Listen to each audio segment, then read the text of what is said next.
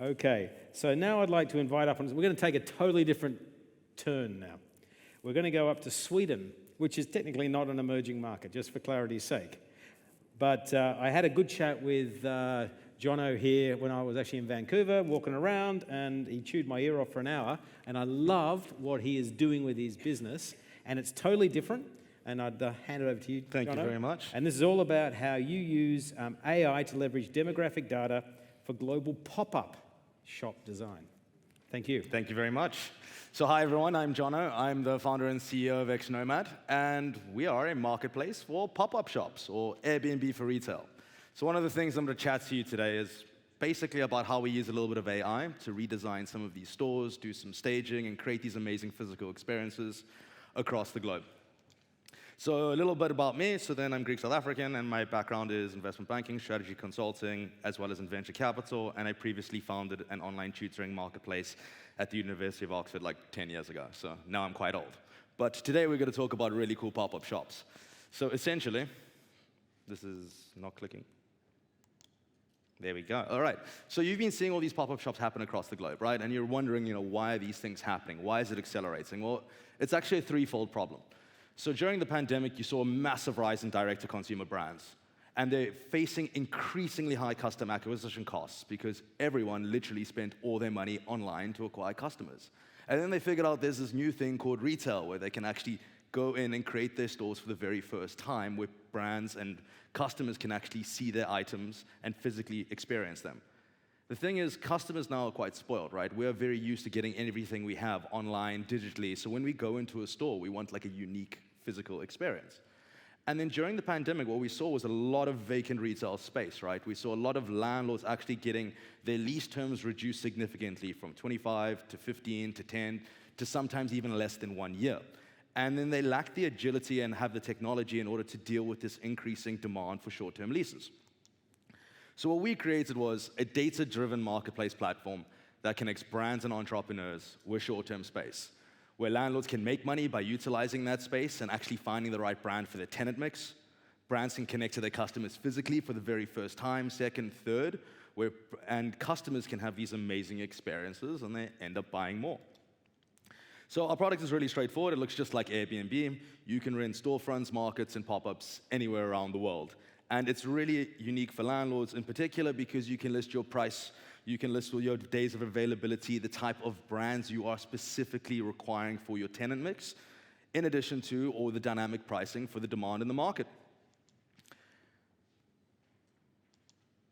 And it's super straightforward. You as a brand can come in, you find your space, you can select your add-ons, so building, designing, marketing, fabricating pop-up shops through our product, and you can book and pay for your entire store all through your desk.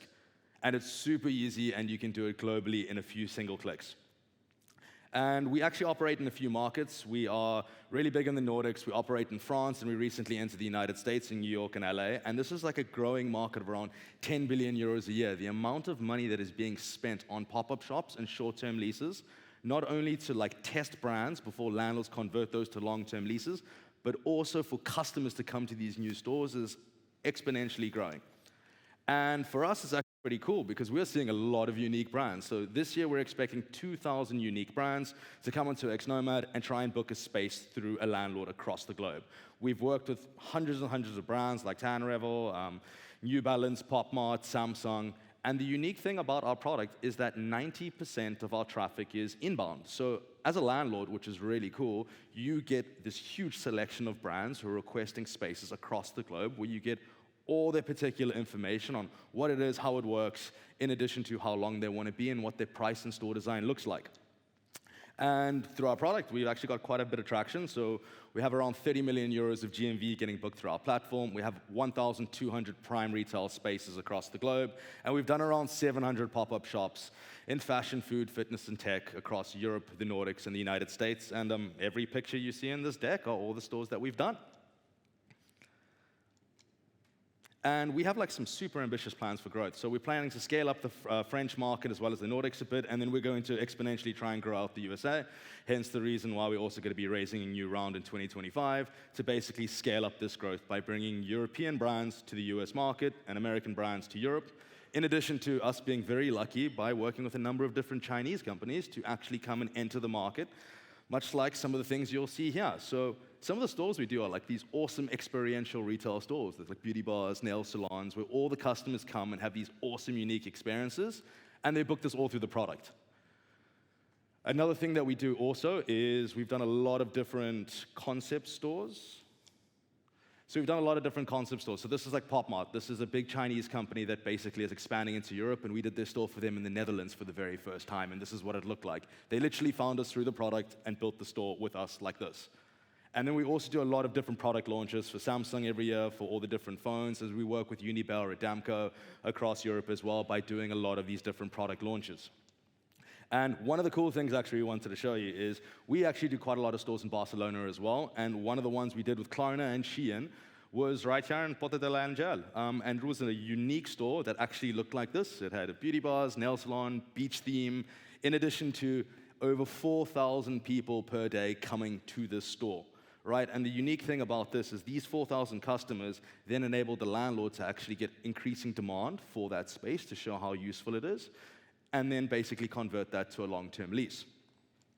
Now, with all the cool little pop-up things that we've shown you, we use a lot of different data. This is one of the things that we have. We are like the software layer that sits on top of real estate, where you can understand a number of different things about customer demographics, footfall, age, gender, spend, and a number of other things.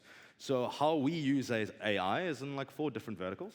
Essentially, we have the data analytics part, where we look at all the different footfalls. We have matchmaking on how brands can find a space. We also have a brief generator to enable landlords to understand what that brand will do in their space because they've never been in physical retail. And we also help brands understand where their next door should be based on all the sales data. So if you look at it a little bit here, so you as a brand can come in, and you as a landlord can receive literally a request that is based on demographics. So you can go, I am targeting females from 18 to 25 years old. Where do they hang out? And this is an example in some selected markets, like this is the Swedish one. You as a brand can then see like, oh, I'm actually targeting the high-end luxury market, and this is where this age group is, and that's their general spend. And we also do a lot of different data in terms of sensors in store. So we use data to help brands find their location by looking at footfall, age, gender, spend, and dwell time. And we help landlords understand which brand works best in their space. So the cool thing about this is we actually took a non-retail street. So this is a residential street in a high-end area in Stockholm. We worked with a single landlord who actually owned the entire street. We pumped a lot of different pop-up shops inside all these different stores, and then we converted a residential street to actually a retail street in Sweden, where 1 in 4 or 1 in 5 people who walk past the store literally went in the store, and industry average is like 1%. So like this is the unique power of pop-ups on both the real estate and the brand side. And then one of the things that we do is we also understand a lot of the in-store data that happens through some of our third parties. So we can help these brands understand what their average order value is, what increasing cost they're getting, and generally what their conversion rate should be in-store and online, and how to capture that in a geographic radius. And then we can help them and the landlord basically find their next store, also through the product and the recommendation.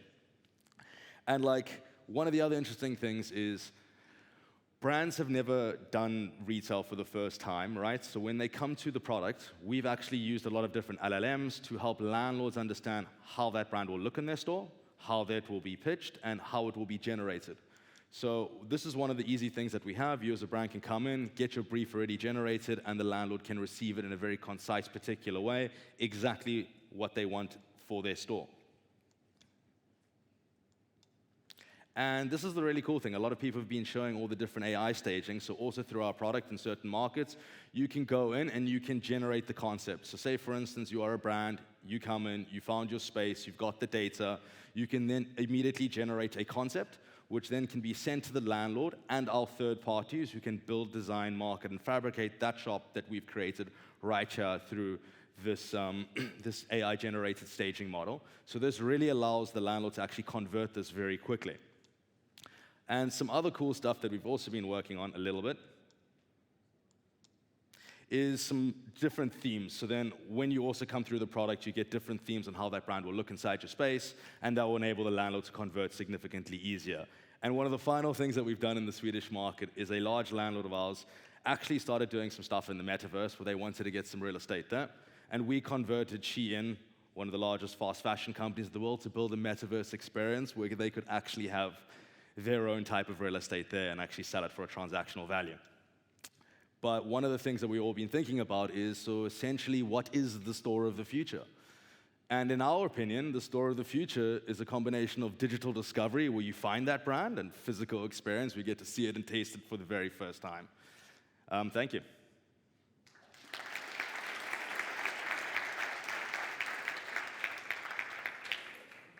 Jono, great. Thanks very much. I love what you're doing. Bring up some questions, if we have any questions. Okay. So when we think about questions, please. No questions, nice. No, it's not night at the moment, but once people see that there are no questions, they get, oh my God, I better answer questions. It's fine, I answered all the questions. Right, no. Let's think about AI and how you've applied AI. Please leave it up. Please leave it up. Thank you. Thank you. Oh, yeah. Okay, now, when you think about the application of AI, what have been the major challenges for you to build the team to actually then integrate it into the system? Well, basic is actually fabricating all the data in the right way, so you can actually get it, and then you can structure it out to give the right results. It does get skewed because obviously you need super large data sets, so even though we've done like 700-800 stores, essentially it needs to be a lot larger to give a better predictive analysis. The recommendation engine part is quite straightforward and simple to do because it's based on certain logic trees, but essentially, yeah, it takes time, it takes a lot of admin, it takes a lot of data, and essentially the right spin and the right models make it a little bit more unique and faster to build out.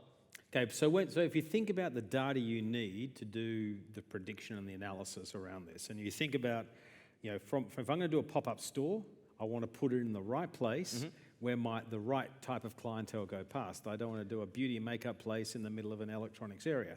So how do you think about helping me solve those problems for me as the retailer? One of the interesting things is, like, we see a lot of pop-up shops happening in the same locations, for instance. Certain landlords have these spaces that are empty for 3 years. Our average lease time is around 3 to 6 months.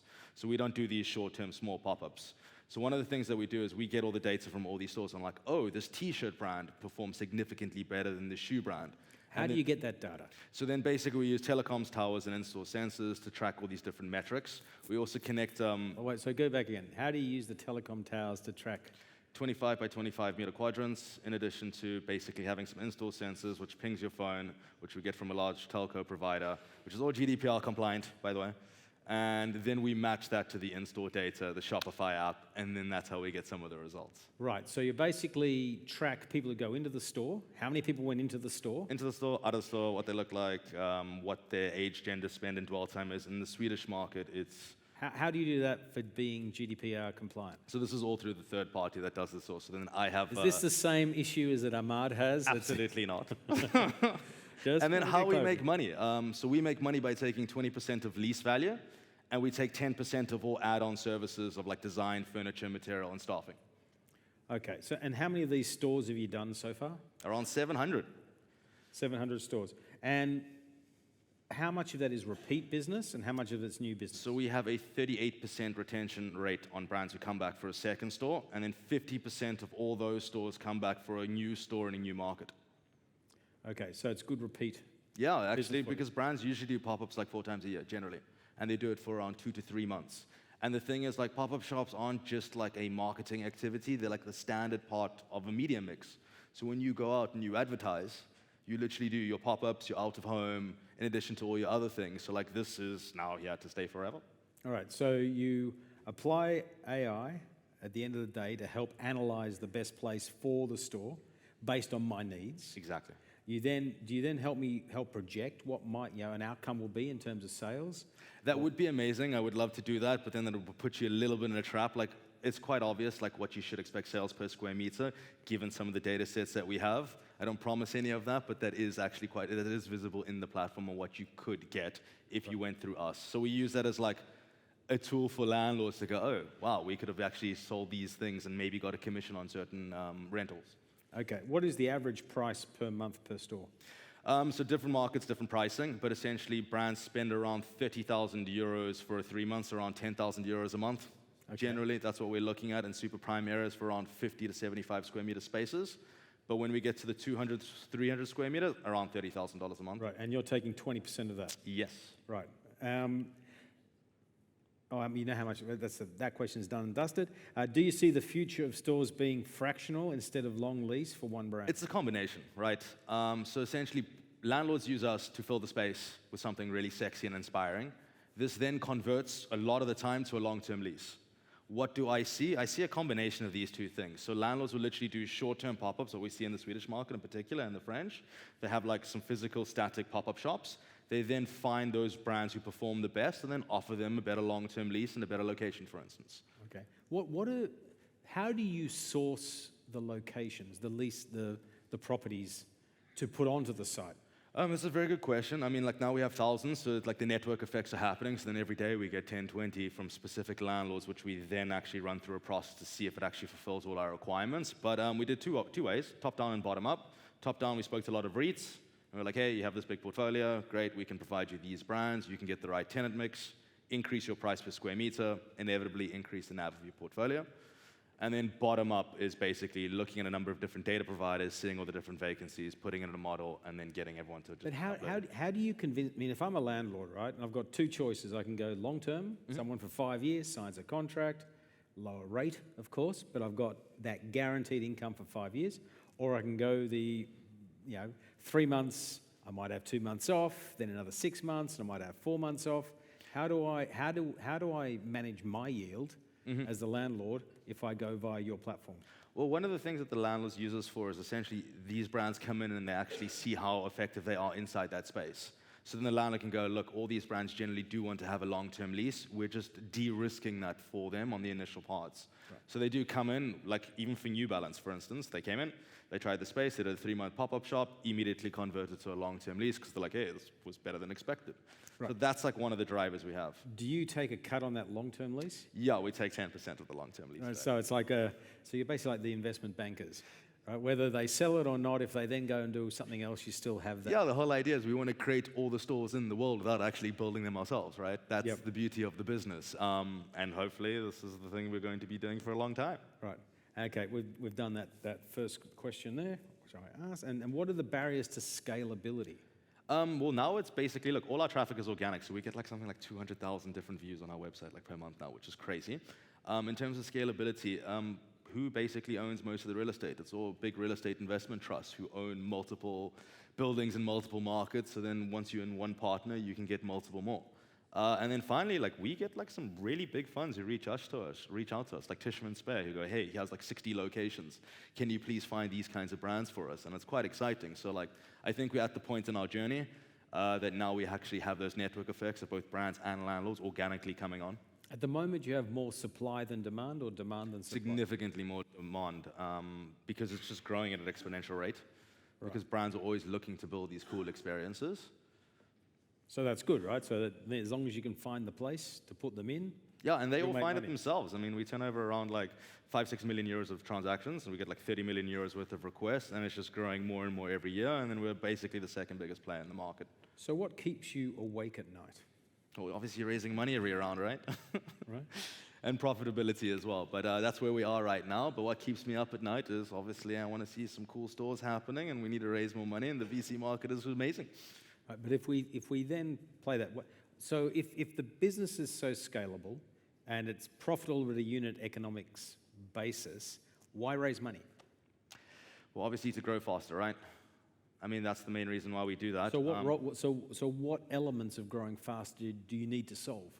So some of the things about growing faster, the elements of doing that is essentially just basically scaling up the US market. Because what we're seeing in the US is essentially the average order value is significantly bigger, the average lease time is significantly longer, and then the average spend in the store is significantly bigger than what we see in Europe. So ideally it would be, I will raise money to grow out the US market because the unit economics are better than Europe, and now we've saturated European brands to come to the US. I remember when we chatted before, you said there's a very large player in the US market. I know, and we have some interesting news to share later about that. So, can you share it now? No, absolutely. Okay. So, so you have this big competitor, and well, it's not a competitor really in the US, right? You're focused in Europe, they're focused in the US. How do you plan to break into that market? So actually, how we broke into that market was pretty straightforward. We actually worked with a partner company, builds designs and fabricates all our stores. And they actually had 100 retail locations in super prime areas across the United States. So when we entered the US, like, I don't know, it was around 2-3 months ago, and we already make like $60,000, $70,000 a month there of revenue in that market. We literally just launched through them, and then everyone saw it. And one of the things like we're super good at is like search engine optimization. So if you type in like Paris Fashion Week 2024 or how to do a pop-up shop, we should be the highest ranking thing you see on Google. So someone can try and Google that and prove me wrong, please. Okay, excellent. Last question, which is still in this competitive landscape. You said you're the second largest, I think you said. Who's the largest?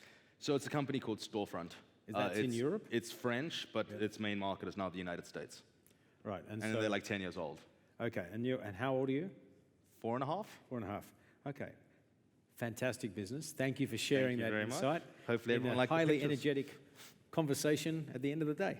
So thanks, John. Thanks very much. Pleasure. Excellent. I need this. Okay. Thanks very much.